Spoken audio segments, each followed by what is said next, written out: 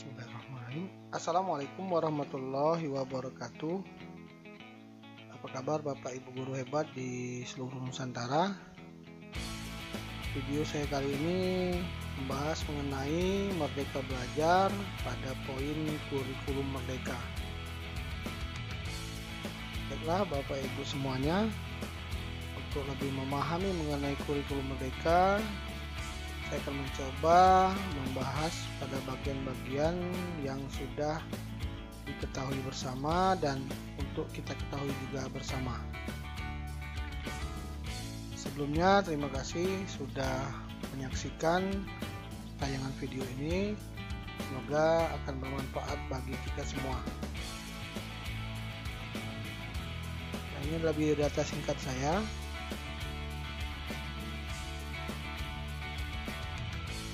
Baiklah Bapak Ibu guru hebat semuanya, kita lihat dulu berawal daripada kebijakan dari Mas Menteri Mas Nadiem Makarim, Menteri Pendidikan, Kebudayaan, Riset dan Teknologi Republik Indonesia, mencanangkan Merdeka Belajar mulai dari episode 1 dan sampai kepada sekarang episode yang ke-18. Nah, untuk episode 15 mengenai khusus tentang kurikulum Merdeka.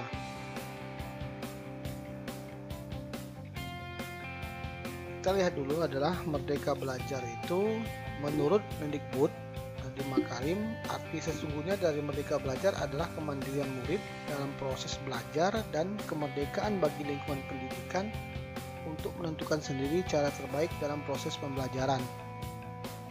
Dalam hal ini, yang dilibatkan adalah kemandirian murid dan kemerdekaan bagi seluruh warga sekolah. Termasuk di dalamnya adalah kita sebagai guru. Kita masuk ke kurikulum Merdeka. Implementasi kurikulum Merdeka untuk pemulihan pembelajaran dilakukan berdasarkan kebijakan berikut ini. Ini adalah deretan poin-poin kebijakan kurikulum, yaitu Permendikbudristek nomor 4 tahun 2022, Permendikbudristek nomor 7 tahun 2022, Kemendikbudristek nomor 56 tahun 2022, Keputusan Kepala BSKAP nomor 008/H/KR/2022 tahun 2022 dan Keputusan Kepala BSKP nomor 009/H/KR/2022 tahun 2022. Kita lihat satu persatu. Pada Permendikbudristek nomor 4 tahun 2022, standar kompetensi lulusan pada pendidikan anak usia dini, jenjang pendidikan dasar dan pendidikan menengah. Standar kompetensi lulusan merupakan kriteria minimal tentang kesatuan sikap, keterampilan, dan pengetahuan yang menunjukkan capaian kemampuan peserta didik dari hasil pembelajaran pada akhir jenjang pendidikan. SKL menjadi acuan untuk kurikulum 2013, kurikulum darurat, dan kurikulum Merdeka. Pada Permendikbudristek nomor 7 tahun 2022, standar isi pada pendidikan anak usia dini, jenjang pendidikan dasar, dan pendidikan menengah. Standar isi dikembangkan melalui perumusan ruang lingkup materi yang sesuai dengan kompetensi lulusan. Ruang lingkup materi merupakan bahan kajian dalam muatan pembelajaran yang dirumuskan berdasarkan 1. Muatan wajib sesuai dengan ketentuan peraturan perundang-undangan. 2. Konsep keilmuan. Dan 3. Jalur, jenjang, dan jenis pendidikan. Standar isi ini menjadi acuan untuk kurikulum 2013, kurikulum darurat, dan kurikulum Merdeka. Pada Kemendikbudristek nomor 56 tahun 2022, pedoman penerapan kurikulum dalam rangka pemulihan pembelajaran memuat 3 opsi kurikulum yang dapat digunakan di satuan pendidikan dalam rangka pemulihan pembelajaran beserta struktur kurikulum Merdeka, aturan terkait pembelajaran, dan asesmen serta beban kerja guru. Pada keputusan Kepala BSKAP nomor 008-H-KE-2022 tahun 2022, capaian pembelajaran pada pendidikan anak usia dini, jenjang pendidikan dasar, dan pendidikan menengah pada kurikulum merdeka, yaitu memuat capaian pembelajaran untuk semua jenjang dan mata pelajaran dalam struktur kurikulum merdeka. Pada keputusan Kepala BSKAP nomor 009-H-KR-2022 tahun 2022, dimensi, elemen, dan sub-elemen profil pelajaran Pancasila pada kurikulum merdeka. Di sana memuat penjelasan dan tahap-tahap perkembangan profil pelajaran Pancasila yang dapat digunakan terutama untuk proyek penguatan profil pelajar Pancasila. Bapak Ibu guru hebat semuanya, dalam pemulihan pembelajaran, sekarang sekolah diberi kebebasan menentukan kurikulum yang akan dipilih. Pilihan 1, pilihan 2, atau pilihan 3. Pada pilihan 1 yaitu kurikulum 2013 secara penuh. Pada pilihan 2, kurikulum darurat yaitu kurikulum 2013 yang disederhanakan. Dan pilihan ketiga adalah kurikulum merdeka. Satuan pendidikan dapat mengimplementasikan kurikulum merdeka secara bertahap sesuai kesiapan masing-masing. Kita lihat di sini, sejak tahun ajaran 2021-2022, kurikulum merdeka telah diimplementasikan di hampir 2.500 sekolah yang mengikut program sekolah penggerak atau PSP dan 901 SMK pusat keunggulan atau SMK PK. Sebagai bagian dari pembelajaran dengan paradigma baru. Kurikulum ini diterapkan mulai dari TKB, SD, dan SDLB kelas 1 dan 4, SMP dan SMP LB kelas 7, SMA dan SMA LB dan SMK pada kelas 10. Mulai tahun ajaran 2022-2023, satuan pendidikan dapat memilih untuk mengimplementasikan kurikulum berdasarkan kesiapan masing-masing. Mulai TKB, kelas 1, 4, 7, dan 10. Pemerintah menyiapkan angket untuk membentuk satuan pendidikan menilai tahap kesiapan dirinya, artinya sekolah, untuk menggunakan kurikulum merdeka. Kemudian, 3 pilihan yang dapat diputuskan satuan pendidikan tentang implementasi kurikulum merdeka pada tahun ajaran 2022-2023. Menerapkan beberapa bagian dari prinsip kurikulum merdeka tanpa mengganti kurikulum satuan pendidikan yang sedang diterapkan. Menerapkan kurikulum merdeka menggunakan perangkat ajar yang sudah disediakan. Menerapkan kurikulum merdeka dengan mengembangkan sendiri berbagai perangkat ajar.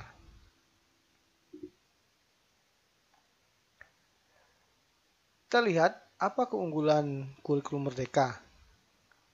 Yang pertama, lebih sederhana dan mendalam, yaitu fokus pada materi yang esensial dan mengembangkan kompetensi peserta didik pada fasenya.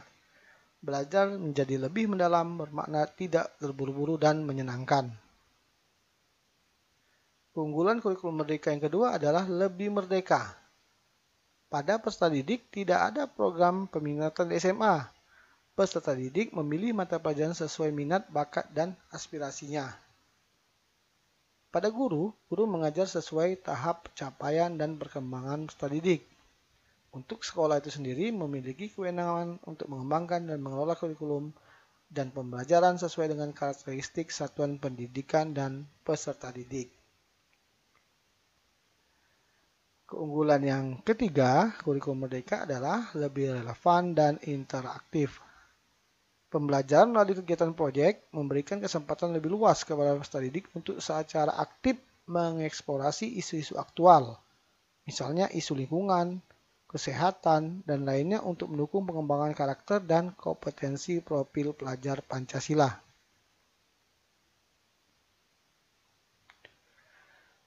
Nah, untuk mendukung hal tersebut, ada yang namanya platform Merdeka Belajar.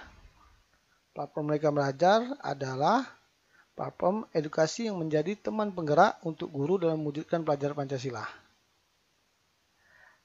Kemendikbudristek bekerjasama dengan GOV Text Edu PT Telkom Indonesia dalam mengembangkan platform Merdeka Mengajar, di mana di dalamnya mengajar, belajar, dan berkarya. Nah, untuk platform Merdeka Belajar ini, saya membuat video khusus tentang platform Merdeka Mengajar. Nanti bisa dikaitkan. Kurikulum Merdeka diperkenalkan kepada seluruh pemangku kepentingan melalui berbagai media, melalui kajian akademik, video kurikulum Merdeka, dan sistem informasi kurikulum nasional. Kurikulum Merdeka diperkenalkan kepada seluruh pemangku kepentingan melalui berbagai media. Medianya berupa buku saku Kurikulum Merdeka, di mana untuk tanya jawab Kurikulum Merdeka ini sudah juga saya buatkan videonya terkait apa dan bagaimana Kurikulum Merdeka dari berbagai pertanyaan dan berbagai jawaban. Lalu ada buku saku Platform Merdeka Mengajar dan risalah kebijakan dampak penyederhanaan kurikulum. Adapun dukungan implementasi kurikulum Merdeka melalui kebijakan penyediaan buku pendidikan, yaitu penyusunan buku. Buku pendidikan yang telah diimplementasikan di sekolah penggerak dan SMK Pusat Keunggulan, buku pendidikan lanjutan untuk SMK bersama industri, pendidikan khusus, serta pendidikan kesetaraan. Total buku yang telah disusun ada 453 judul dengan rincian yang mana untuk PAUD 6 judul, SD 174 judul, SMP 99 judul, SMA 119 judul, dan SMK 50 judul. Lalu pada pendidikan khusus ada 5 judul. Ini akan terus dikembangkan. Penilaian buku. Penilaian buku dilakukan untuk mendukung pengembangan hasil belajar siswa secara holistik yang mencakup kompetensi, literasi, dan numerasi dan karakter. Penilaian buku dilakukan secara daring dan melibatkan profesional, akademisi, dan praktisi. Pendaftaran dilakukan sepanjang tahun. Hasil penilaian dapat didapatkan secara daring. Sistem informasi perbukuan sebagai platform digital untuk mendukung layanan perbukuan bagi ekosistem perbukuan dan pengembangan kurikulum, yaitu memberikan akses yang lebih luas secara daring kepada masyarakat dalam memperoleh buku teks utama dan non-teks. Memberikan kemudahan bagi para pelaku perbukuan dalam mengakses layanan sistem perbukuan seperti proses dan informasi penilaian buku, serta pembinaan pelaku perbukuan. Nah, aksesnya dapat kita lihat di https://buku.kemdikbud.go.id atau bisa di scan barcode ini ya, di mana tampilannya seperti ini. Bisa diekspor nanti ya melalui laman ini.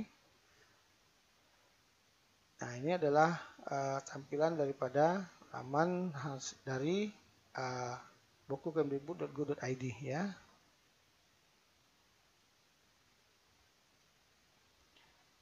Bapak Ibu guru hebat sekalian, ada 3 pilihan implementasi kurikulum Merdeka jalur mandiri.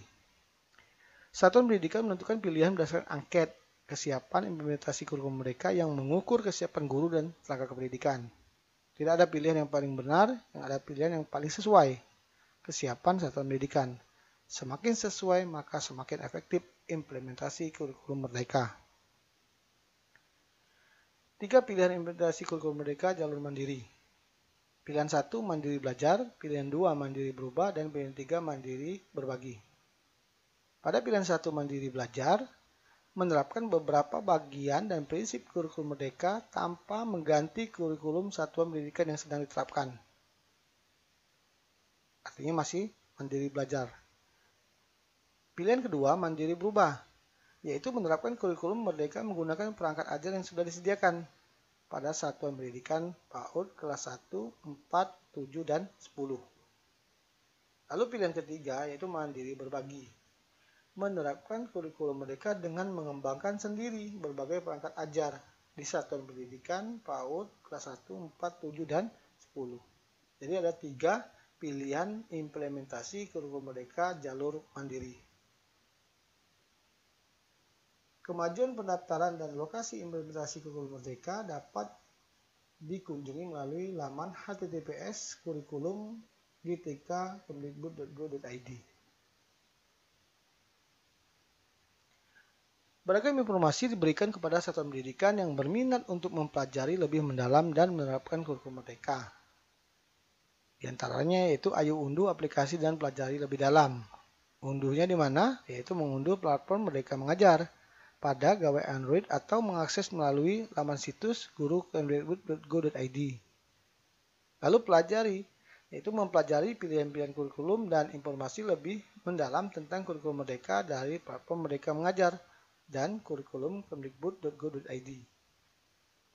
Juga melalui video pengenalan kurikulum merdeka melalui tautan kurikulum.gtk.kemdikbud.go.id. Lalu serta mengambil peran untuk menyukseskan kurikulum merdeka. Satuan pendidikan bagaimana? Yaitu mendaftarkan satuan pendidikannya untuk menerapkan kurikulum merdeka pada tautan kurikulum gtk.kemdikbud.go.id, di mana untuk satuan pendidikan ini swasta perlu mendapatkan persetujuan dari yayasan.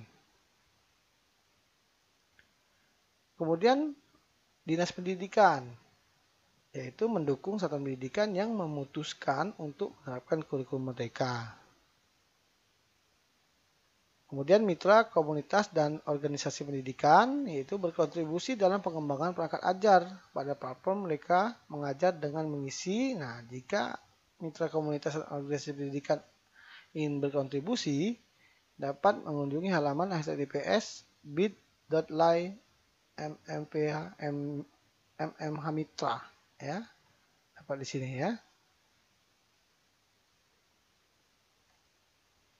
Demikianlah yang dapat saya sampaikan. Semoga menjadi manfaat bagi kita semua. Terima kasih atas perhatiannya. Mohon maaf atas segala kekurangan. Saya akhiri, wabillahi taufiq wal hidayah. Wassalamualaikum warahmatullahi wabarakatuh.